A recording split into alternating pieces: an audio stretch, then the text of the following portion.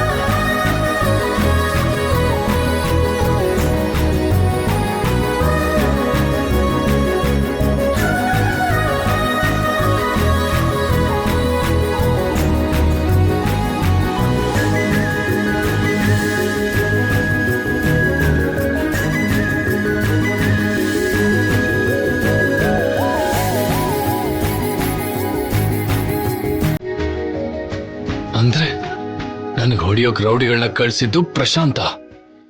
ಇವನನ್ನ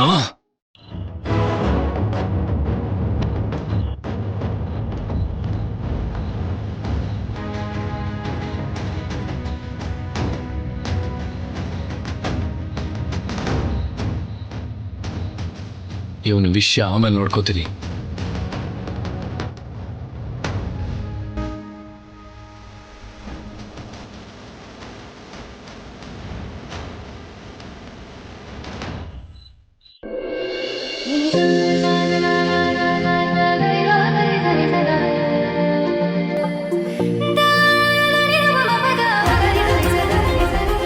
ಒಟ್ನಲ್ಲಿ ವ್ರತ ಎಲ್ಲ ಚೆನ್ನಾಗಿ ಆಯ್ತಲ್ವಾ? ತುಂಬಾ ಚೆನ್ನಾಗಿ ನಡೀತು. ನನ್ ಸೊಸೆ ಪ್ರಶಾಂತ್ ಹಚ್ಚಿರೋ ದೀಪನ ಕಲ್ಯಾಣಿಲ್ ಬಿಟ್ಟಾಯ್ತು. ಇನ್ನು ನಮ್ಮನೆ ದೀಪ ಬೆಳಗೋದೊಂದೇ ಬಾಕಿ ಇರೋದು. ಇಷ್ಟೊಂದು ಅವಸರ ಏನಕ್ಕೆ? ನಿಧಾನವಾಗಿ ಮಾಡೋಣ. ಅಲ್ಲ, ನಾನು ಅಮೆರಿಕಾಗ್ ಹೋಗ್ಬೇಕಲ್ವಾ ಅತ್ತೆ? ರಾಜಲಕ್ಷ್ಮಿನೂ ಕೂಡ ಜೊತೆಲಿ ಕರ್ಕೊಂಡು ಹೋಗ್ಬೇಕು ಅಂದ್ರೆ ಬೇಗ ಮದ್ವೆ ಮಾಡ್ಬಿಡಿ ಅನ್ನೋದು ಇವನ್ ಉದ್ದೇಶ. ಇಷ್ಟೊಂದು ಅವಸರದಲ್ಲಿ ಮದ್ವೆ ಮಾಡೋಕ್ಕಾಗಲ್ಲ ಅಲ್ವಾ? ಮತ್ ಯಾವಾಗ ಮಾಡ್ತೀಯ ನೀನು? ಇಷ್ಟ ಆಗಿದ್ದಾರೆ ಅಂತ ವಯಸ್ಸಾದ್ಮೇಲೆ ಮಾಡ್ತೀಯಾ? ನೋಡಮ್ಮ, ಹತ್ರದಲ್ಲೇ ಒಳ್ಳೆ ಮುಹೂರ್ತ ನೋಡಿ ಮದ್ವೆ ಮಾಡ್ಸೋಣ. ಇವಾಗ ಸರಿಯಾಗಿ ಹೇಳಿದ್ರಿ ನೋಡಿ.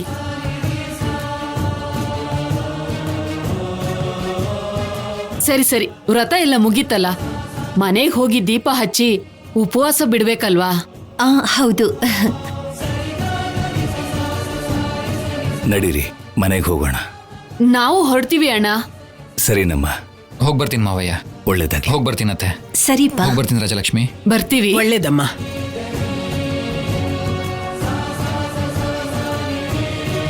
ಅತ್ತೆ, ಏನತ್ತೆ ನೀವು? ಅವ್ರು ಕೇಳಿದ ತಕ್ಷಣ ಮದ್ವೆ ಮಾಡ್ಕೊಟ್ಬಿಡ್ತೀವಿ ಅಂತಿದ್ದೀರಲ್ಲ? ಹೇಳ್ದೆ ಇನ್ನೇನೆ ಮಾಡೋದು? ಒಳ್ಳೆ ಸಂಬಂಧ ಬಂದಿದೆ ಅಂದ್ಮೇಲೆ ಮಾಡ್ಬೇಕಲ್ವಾ? ಗಂಡ್ ಕಡೆಯವರು ಅವಸರ ಮಾಡಿದ್ಮೇಲೆ ನಾವು ತಡ ಮಾಡಿದ್ರೆ ಹೇಗೆ? ಅಲ್ವೇನೋ ರಾಜು? ಸರಿನಮ್ಮ, ನೀನ್ ಹೇಳ್ದ ಹಾಗೆ ಮಾಡೋಣ. ಬನ್ನಿ ಎಲ್ರು. ಮಾವ, ಇವಾಗ ಕೂಡ ನಿಮ್ ಜೊತೆನೆ ಬರ್ತೀನಿ ನಾನು. ಲೇ, ನನ್ ಕಾಲ್ ಮೇಲೆ ಕರುಣೆ ತೋರಿಸಿ ಈ ಸಲ ನೋಡು ನಿಮ್ ಅಜ್ಜಿ ಜೊತೆ ಹೋಗು, ಆರಾಮಾಗಿರು.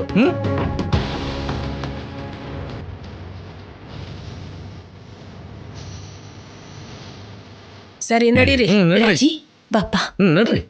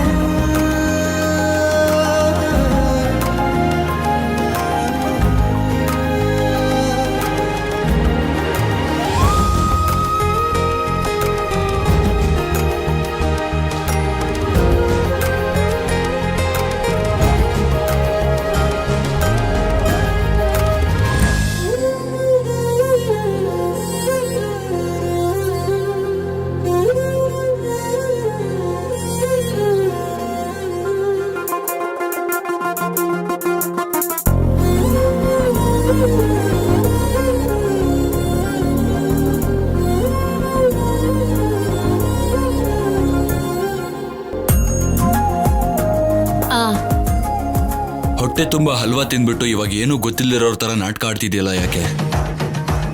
ತಿನ್ನು.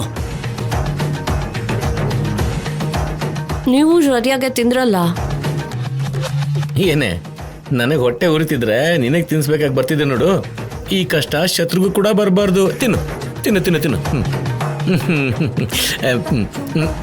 ಇಡು.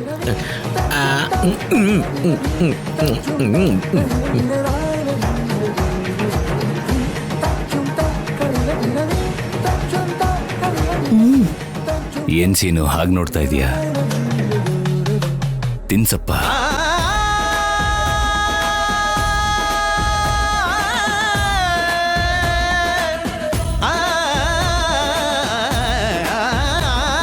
ಲೇ, ಬೇಗ ತಿನ್ಸೋ, ಇಲ್ಲ ಅಂದ್ರೆ ಪ್ಲೇಟ್ ಮುಂದೆ ಕೂತ್ಕೊಂಡು ತಲೆ ತಿರುಗಿ ಬಿದ್ದೋಗೋ ತರ ಇದ್ದೀನಿ. ನಿನಗೇನೆ, ನೀನ್ ಚೆನ್ನಾಗೇ ಇದೆಯಲ್ವಾ? ಬೇಗ ತಿನ್ಸೋ, ತಿನ್ಸೋ ಬೇಗ.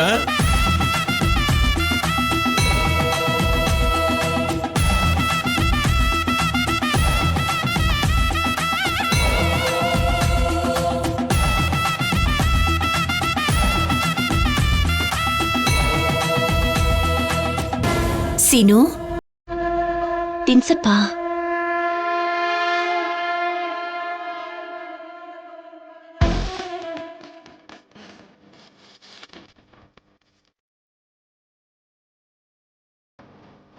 ಆದ್ಯಾ, ನೀನು ತಿನ್ಸಮ್ಮ.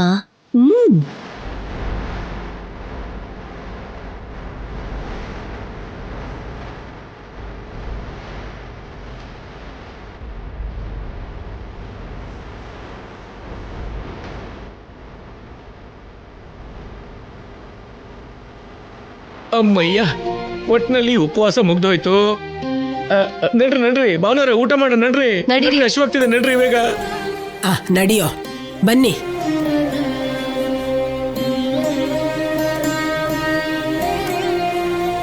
ಮಾವ,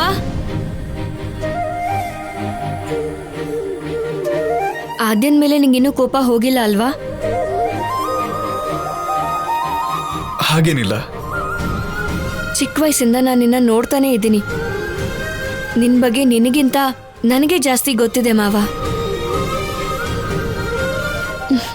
ಆದ್ಯಂಗೆ ನೀನಂದ್ರೆ ಪ್ರಾಣ ಮಾವ. ಆ ವಿಷಯನ ನಾನ್ ನಿನಗೆ ಹೇಳೋ ಅವಶ್ಯಕತೆ ಅಂತೂ ಇಲ್ಲ. ಆದ್ರೂ ಕೂಡ ಚಿಕ್ಕ ಚಿಕ್ಕ ವಿಷಯಗಳು ನಿಮ್ಮ ಮಧ್ಯ ಬಿರುಕು ಬಿಡೋ ಹಾಗೆ ಮಾಡ್ತಿದೆ ಅನಿಸ್ತಾ ಇದೆ. ಅದಕ್ಕೆ ಹೇಳ್ತಿದ್ದೀನಿ ಮಾವ. ಆದ್ಯ ಯಾವತ್ತಾದ್ರೂ ಒಂದ್ ಹೊತ್ತಾದ್ರೂ ತಿಂದೇ ಇರೋದು ನೀನ್ ನೋಡಿದ್ಯಾ? ಅವಳಿಂದ ಇರಕ್ಕಾಗಲ್ಲ ಮಾವ. ಆದ್ರೆ ನಿನ್ನೆ ಉಪವಾಸ ಶುರು ಮಾಡ್ದವಳು ಒಂದ್ ಹನಿ ನೀರ್ ಕೂಡ ಕುಡಿದೇ ಇದ್ದಾಳೆ ಅಂತಂದ್ರೆ ಅದು ನಿನ್ಮೇಲಿರೋ ಪ್ರೀತಿನೇ ಮಾವ. ಯಾರೇನೇ ಅಂದ್ರೂ ಆದ್ಯ ಬೇಜಾರ್ ಮಾಡ್ಕೋತಾಳೆ ಹೊರತು ಅರ್ಥ ಮಾಡ್ಕೊಳ್ಬೇಕಾಗಿರೋ ನೀನೇ ಅಪಹಾರ್ಥ ಮಾಡ್ಕೊಂಡ್ರೆ ಅವಳು ನಿಜವಾಗ್ಲೂ ಸಹಿಸ್ಕೊಳ್ಳಲ್ಲ ಮಾವ. ನೀನ್ ಹೀಗೆ ಮೌನವಾಗಿದ್ರೆ ಹೇಗೆ? ಆದ್ಯ ನಿನ್ಮೇಲಿರೋ ಕೋಪನ ಸಹಿಸ್ಕೋತಾಳೇನೋ ಹೊರತು ನಿನ್ ಮೌನನ ಸಹಿಸಲ್ಲ ಮಾವ. ನಾನು ನಿನಗೆ ಹೇಳೋಷ್ಟು ದೊಡ್ಡವಳಂತೂ ಅಲ್ಲ, ಆದ್ರೆ ನಾನು ಕೂಡ ಹೆಣ್ಣು ಹುಡುಗಿನೇ ಅಲ್ವಾ ಮಾವ. ಒಂದು ಹೆಣ್ಣಿನ ನೋವು ಇನ್ನೊಬ್ಳು ಹೆಣ್ಣಿಗೇನೆ ಅರ್ಥ ಆಗೋದು. ಆದ್ಯನ ಅರ್ಥ ಮಾಡ್ಕೊ, ಅವಳು ಇದನ್ನ ಸಹಿಸಲ್ಲ. ಒಂದ್ಸಲ ಹೋಗಿ ಮಾತಾಡು.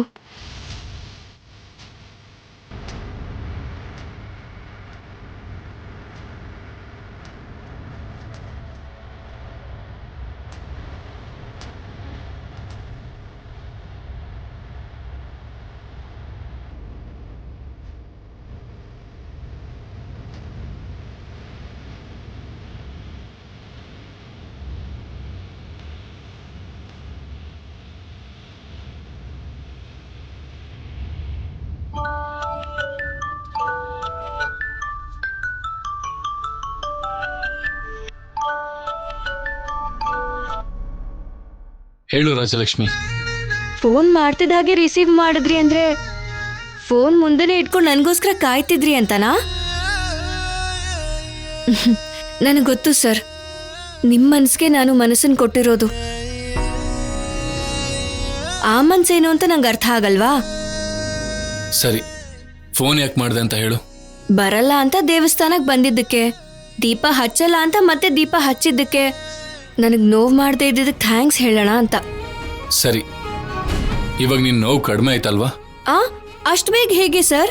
ಇನ್ನು ಏನು? ಉಪವಾಸ ಮುರಿಬೇಕು ಅಂತಂದ್ರೆ ನಿಮ್ ಕೈಯಾರೆ ನನಗೆ ಪ್ರಸಾದ ತಿನ್ನಿಸ್ಬೇಕು. ನಾನ್ ತಿನ್ಸೋದು ಅಂದ್ರೇನು? ಸರ್, ತಿನ್ಸಿದ್ರೇನೆ ವ್ರತ ಪೂರ್ತಿ ಆಗೋದು. ನಮ್ಮ ಮನೆಯಲ್ಲಿ ಎಲ್ರೂ ಅದೇ ಥರನೇ ಮಾಡಿದ್ದು. ಎಲ್ರೂ ಜೊತೆಲೆ ತಿಂತಾ ಇದ್ದಾರೆ. ಅವರು ಬೇರೆ, ನಾವು ಬೇರೆ ರಾಜಲಕ್ಷ್ಮಿ. ಅದೇಗ್ ಬೇರೆ ಆಗತ್ತೆ ಸರ್? ನಾವ್ ಪ್ರೀತಿಸ್ತಾ ಇದೀವಿ, ಮದ್ವೆ ಕೂಡ ಆಗ್ತೀವಿ ಅಲ್ವಾ? ರಾಜಲಕ್ಷ್ಮಿ, ಇದಕ್ಕೆ ನಾ ಫೋನ್ ಮಾಡಿದ್ದು. ಯಾವಾಗ್ಲೂ ಆ ವಿಷಯ ಬಿಟ್ರೆ ಬೇರೆ ಏನು ವಿಷಯ ಇರಲ್ವಾ? ಪ್ರೇಮಿಗಳ ಮಧ್ಯ ಬೇರೆ ಇನ್ನೇನ್ ವಿಷಯ ಇರುತ್ತೆ ಸರ್? ಸರ್, ಅದನ್ನೆಲ್ಲ ಬಿಟ್ಬಿಡಿ. ನೀವ್ ನಂಗೆ ಪ್ರಸಾದ ತಿನ್ನಿಸ್ಬೇಕು. ನೀವ್ ಬರ್ತೀರಾ? ನನ್ಗೆ ಇವಾಗ ಆಗಲ್ಲ. ಸರಿ, ಮತ್ತೆ ನಾನೇ ಅಲ್ಲಿ ಬರ್ಲಾ? ಈ ಟೈಮಲ್ಲಿ ನೀನ್ ಯಾಕೆ ಬರ್ತೀಯಾ? ಹುಚ್ಚುಚ್ಚು ಕೆಲಸ ಮಾಡಬೇಡ. ನನಗೂ ಬರಬೇಡ ಅಂತೀರಾ, ನೀವು ಬರಲ್ಲ ಅಂತೀರಾ, ಹೇಗೆ ಸರ್? ಸರ್, ನನಗೆ ತುಂಬಾ ಹಸಿವಾಗ್ತಾ ಇದೆ. ಬೆಳಗ್ಗೆಯಿಂದಾನೂ ಉಪವಾಸ ಇದ್ದೀನಿ ಅಲ್ವಾ? ಯಾಕೆ ನೀನ್ ಹೇಳಿದ್ನ ಅರ್ಥ ಮಾಡ್ಕೊಳಲ್ಲ? ಕಾಮಾಗಿ ಊಟ ಮಾಡಿ ಮಲ್ಕೋ. ನಾನು ಅದ್ ಹೇಗ್ ತಿನ್ನೋದಕ್ಕಾಗತ್ತೆ ಸರ್? ನೀವು ಬಂದು ನನಗೆ ತಿನ್ಸಿ, ಆಮೇಲೆ ತಿಂತೀನಿ. ರಾಜಲಕ್ಷ್ಮಿ, ನನ್ ಕೈಲಾಗಲ್ಲ. ದಯವಿಟ್ಟು ನಂಗೆ ತೊಂದರೆ ಕೊಡ್ಬೇಡ. ನನಗೆ ಗೊತ್ತೋ ಬಿಡಿ ಸರ್, ಅದೇ ನಿಮ್ಗೆ ತೊಂದರೆ ಅಲ್ಲ. ನನಗೆ ತೊಂದರೆ ಆಗುತ್ತೋ ಅಂತ ನೀವು ಚಿಂತೆ ಮಾಡ್ತಾ ಇದ್ದೀರಾ ಅಲ್ವಾ? ನೀನ್ ಏನಾದ್ರೂ ಅನ್ಕೋ ರಾಜಲಕ್ಷ್ಮಿ, ನನಗ್ ಮಾತ್ರ ಬರಕ್ಕಾಗಲ್ಲ. ನಾನು ಬರ್ತೀನಿ ಅಂದ್ರೆ ಬೇಡ ಅಂತ ಇದ್ದೀರಾ.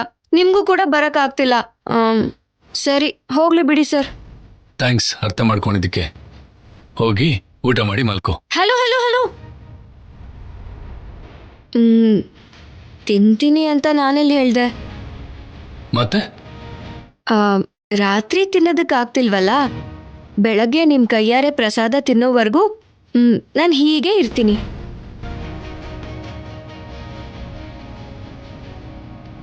ಅಂದ್ರೆ ಈಗ ತಿನ್ನಲ್ವಾ?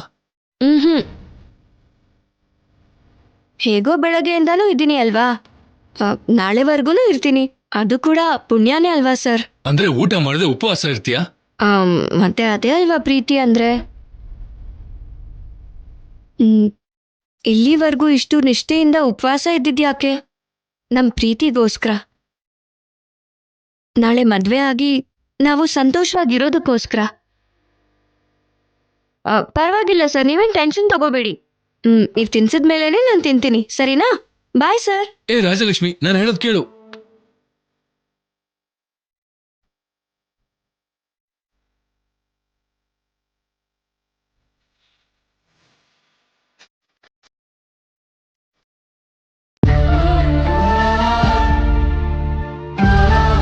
ನಿನಗೆ ನನ್ನ ಮಗ ಅಂದ್ರೆ ಪ್ರೀತಿ ಇದ್ಯಾ?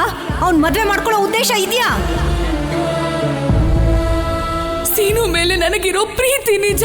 ಅವನ ಜೊತೆ ಸೇರಿ ಬದುಕ್ಬೇಕು ಅಂತ ಅನ್ಕೊಂಡಿರೋದು ನಿಜ. ಆದ್ಯ ನಿನ್ಮೇಲಿರೋ ಕೋಪನ ಸಹಿಸ್ಕೋತಾಳೇನೋ ಹೊರತು ನಿನ್ ಮೌನನ ಸಹಿಸಲ್ಲ ಮಾವ.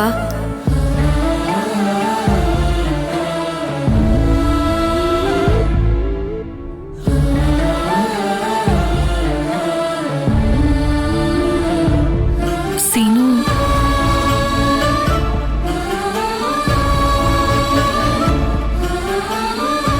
ಏನ್ ಸೀನು, ಊಟ ಮಾಡ್ದೇನೆ ಇಲ್ಲಿಗೆ ಬಂದು ಕೂತ್ಕೊಂಡಿದ್ಯಾ?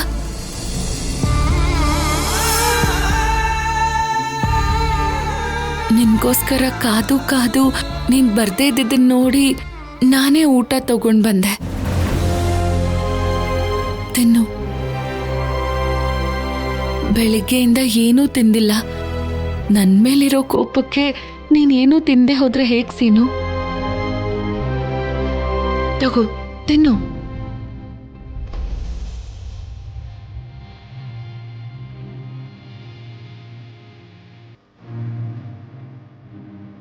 ನಿನ್ ಕಣ್ಣಲ್ಲಿ ನನ್ನ ಮೇಲಿರೋ ಕೋಪ ಗೊತ್ತಾಗ್ತಿದೆ. ನಿನ್ನ ಹೊಟ್ಟೆಲಿರೋ ಹಸುವು ಕೂಡ ನನಗೆ ಗೊತ್ತಾಗ್ತಿದೆ. ನನ್ನ ಮೇಲೆ ಕೋಪ ತೀರಿಸ್ಕೊಳ್ಳೋಕೆ ನಿನಗೆ ಶಕ್ತಿ ಬೇಕಲ್ವಾ ಸೀನು? ತಿನ್ನು.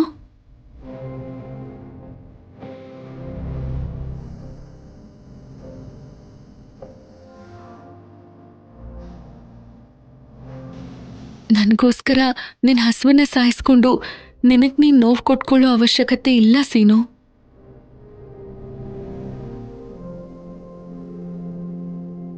ಹೌದು, ನನ್ನ ಹೊಟ್ಟೆಗೆ ನಾನು ಯಾಕೆ ಮೋಸ ಮಾಡ್ಕೊಳ್ಳಿ?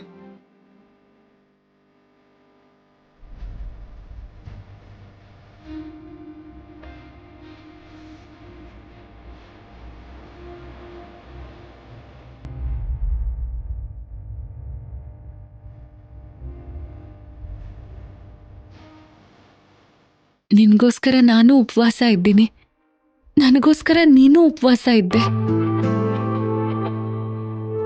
ಹಸುವು ನಿನಗ್ ಮಾತ್ರ ಅಲ್ಲ, ನನಗೂ ಇರುತ್ತೆ ಅಂತ ಮರ್ತ್ಬಿಟ್ಯಾ ಸೀನು?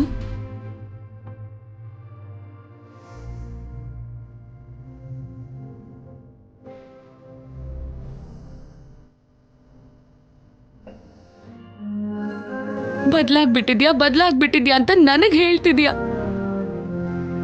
ಇವಾಗ ಹೇಳು, ಬದಲಾಗಿರೋದು ನೀನಾ ನಾನಾ?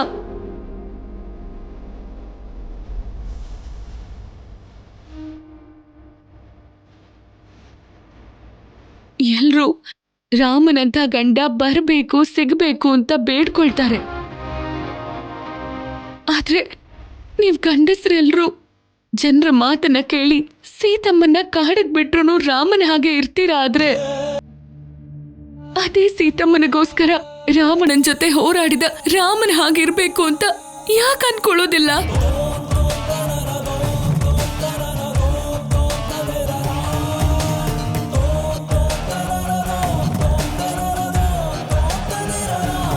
ಪ್ರೀತಿ ಅಂದ್ರೆ ಅರ್ಥ ಮಾಡ್ಕೊಳ್ಳೋದು, ಅಪಾರ್ಥ ಮಾಡ್ಕೊಳ್ಳೋದು ಅಲ್ಲ ಸೀನು. ಅವತ್ತು ದೇವಸ್ಥಾನದಲ್ಲಿ ಅತ್ತೆನ ಅವಮಾನಿಸ್ತೆ ಅಂತ ಹೇಳ್ದೆ, ಆದ್ರೆ ನಾನು ಅವಮಾನಿಸ್ತೀನ ಅಂತ ಒಂದು ಸಲನೂ ಯೋಚನೆ ಮಾಡ್ಲಿಲ್ಲ ನೀನು. ಸೀರೆ ಮೇಲೆ ರಂಗು ಬಿದ್ದಿದೆ ಅನ್ನೋ ನನ್ನ ಮಾತನ್ನ ನೀನ್ ನಂಬಲಿಲ್ಲ, ಆದ್ರೆ ಬಿದ್ದಿಲ್ಲ ಅನ್ನೋ ಅತ್ತೆ ಮಾತನ್ನ ನೀನ್ ನಂಬ್ದೆ. ಆದ್ಯ ಸುಳ್ಳು ಹೇಳ್ತಾಳ ಅಂತ ಆಗ ಆಗ ಒಂದು ಸಲ ನೀನು ಯೋಚನೆ ಮಾಡಲಿಲ್ಲ. ದೇವಸ್ಥಾನದಲ್ಲಿ ಕೂಡ ಹಾಗೆ ಅತ್ತೆ ಮೇಲಿರೋ ನಂಬಿಕೆ ನನ್ನ ಮೇಲಿಲ್ದೇ ಇರೋ ಹಾಗೋಯ್ತು. ಹೆತ್ತ ತಾಯಿನ ನಂಬೋದು ತಪ್ಪು ಅಂತ ನಾನ್ ಹೇಳ್ತಿಲ್ಲ ಸೀನು. ನಿನ್ನಲ್ಲೇ ಅರ್ಥ ಆಗ್ಬೇಕು ಅಂತಿರೋ ನನ್ನನ್ನು ಯಾಕೆ ನೀನ್ ಅರ್ಥ ಮಾಡ್ಕೋತಿಲ್ಲ ಅಂತ ಕೇಳ್ತಿದ್ದೀನಿ.